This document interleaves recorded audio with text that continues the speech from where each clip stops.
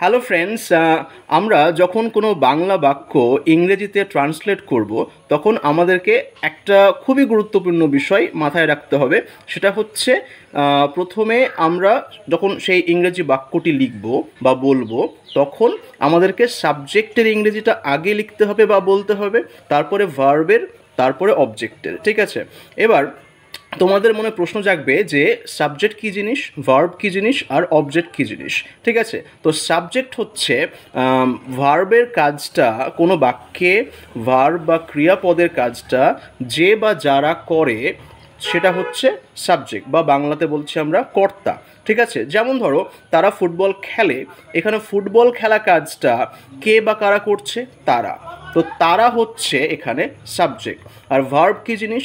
Verb হচ্ছে এমন একটি পার্ট অফ স্পিচ যেটি কোনো কাজ বোঝায়, কোনো অ্যাকশন বোঝাবে। যেমন এখানে তারা কি করে? তারা খেলে, তারা ফুটবল খেলে। এখানে খেলা কাজটা, খেলা হচ্ছে এখানে ভার্ব বা ক্রিয়াপদ। আর অবজেক্ট কী জিনিস? অবজেক্ট হচ্ছে আমরা যদি ভার্বকে কি বা কাকে দিয়ে প্রশ্ন করি তাহলে যে উত্তর পাবো সে উত্তরটি হবে অবজেক্ট। এখানে তারা কি খেলে?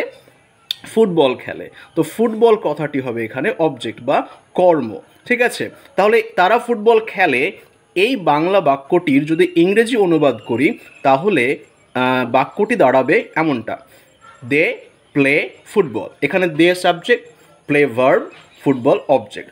তবে আমাদেরকে মাথায় রাখতে হবে যে অবজেক্ট যে সবসময় কোনো বাক্যে থাকবেই তার কোনো মানে নেই, কিন্তু সাবজেক্ট ভার্ব কিন্তু থাকবেই। ঠিক আছে? আর অবজেক্ট নাও থাকতে পারে। ঠিক আছে? তো এই যে একটা ফান্ডামেন্টাল, একটা যে খুবই গুরুত্বপূর্ণ একটা টিপস আমি এই ভিডিওটিতে তোমাদেরকে বললাম, যে প্রথমে সাবজেক্ট, ভার্ব, অবজেক্ট, এইটি ইংরেজিতে অনুবাদ করবার একদম বেসিক একটা নিয়ম। আশা করি তোমরা এই কথাটি সবাই মনে রাখবে। ঠিক আছে? টাটা।